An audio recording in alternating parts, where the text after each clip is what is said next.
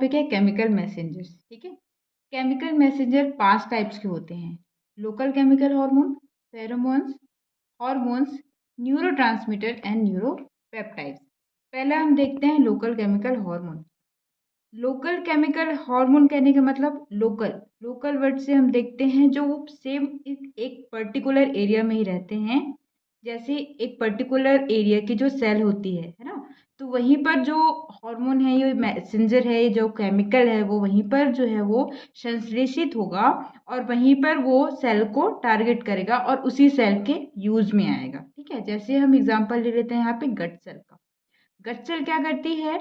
हमारे गट सेल से समझ रहे हैं ना, गट सेल मतलब जो हमारे डाइजेस्टिव सिस्टम में जो सेल होती है वो।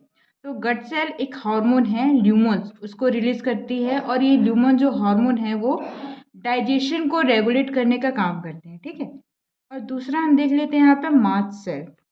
मास्ट सेल इम्यूनोलॉजी में हम पढ़ेंगे। मास्ट सेल एक प्रकार की माइलॉइड सेल है, हम इतना ही जान लेते हैं यहाँ पे, जो इन्फ्लामेटरी रिस्पॉन्स के लिए है ना, जो इन्फ्लामेटरी जो रिस्पॉन्स होती है, इन्फ्लामेटरी मतलब जो सूजन के लिए रिस्पॉन्सिबल होते हैं। ठीक है, इसके लिए होता है हिस्टामिन।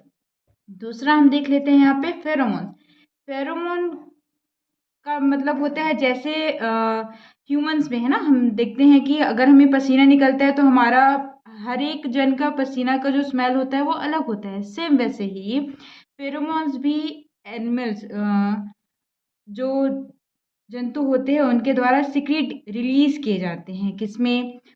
मेनली हम देख लेते हैं जब वो यूरिनेट करते हैं तो, है ना, यूरिनेट करते हैं तो, या फिर उनके फिशेस में हम देख लेते हैं कि जैसे हम देखेंगे कि राइनोस है, वो क्या करता है, अपना टारगेट एरिया या फिर उसका पर्टिकुलर जो एरिया रहता है ना, उसको बताने के लिए वो क्या करता है, अपने फिशेस को वो जगह जगह थ्रो करता है, ताकि उसके फिशेस जगह जगह फैले रहेंगे तो उसका जो एरिया रहेगा, मान मान लीजिए कि वो अपना घर दर्शाता है उससे कि भाई मेरा एरिया है ना। और दूसरे राइनोस जो क्या करेंगे, उसको स्मेल करेंगे तो उस स्मेल से उसको पता चल जाएगा कि ये किसी पर्टिकुलर दूसरे राइनो का वो एरिया है। सेम वैसे ही एंड्स को हमने, चींटियों को आपने देखा होगा कि वो कतार में चलती हैं। वो क्यों चलती हैं?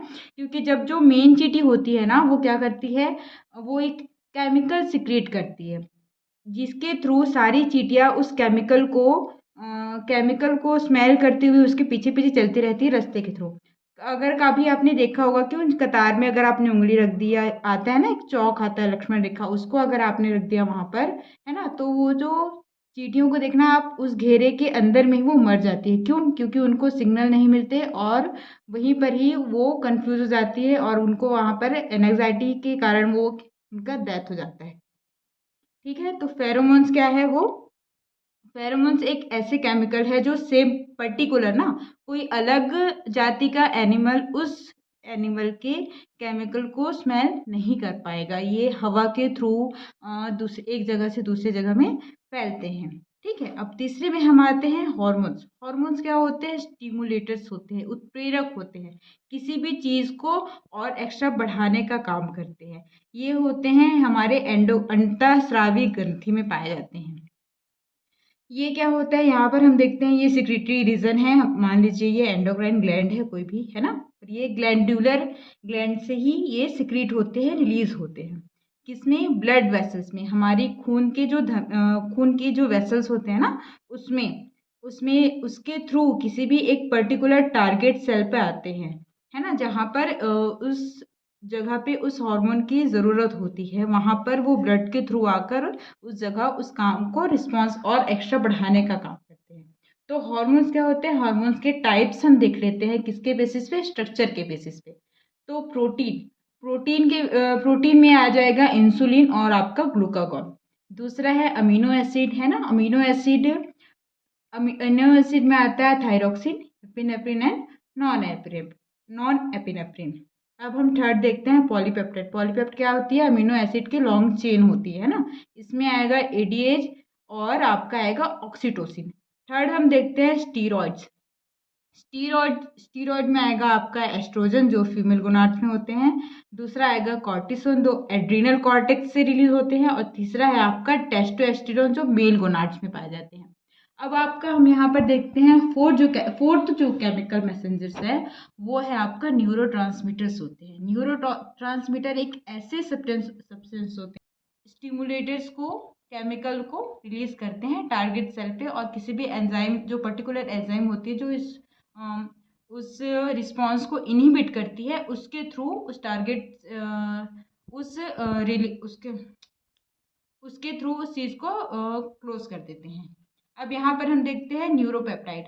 फिफ्थ है हमारा न्यूरोपेप्टाइड। ये न्यूरोसेक्रेटरी सेल्स होती है जो हाइपोथैलेमस के थ्रू कार्य करती है ना। यहाँ पर इसका टारगेट जो टिश्यू होता है वो किसी भी दूसरी बॉडी के किसी भी दूसरे ग्लैंड के थ्रू होता है ना। ये भी सेम होता है, ये ब्लड के थ्रू किसी भी टारगेट सेल पे काम करती है। इसका एग्जांपल हम देख लेते हैं ऑक्सीटोसिन। ऑक्सीटोसिन हेल्प करती है चाइल्ड बर्थ के टाइम पे है ना। जब वहाँ पर क्या होता है, जब ऑक्सीटोसिन का रिलीज होता है तो ब्लड जहाँ पर वजाइना की जो सेल्स होती है वो शिथिल हो जाती है और चाइल्ड बर्थ में हेल्प करती है।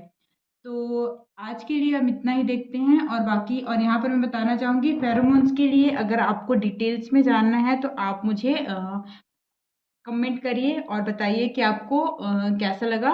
और बस अभी के लिए इतना ही।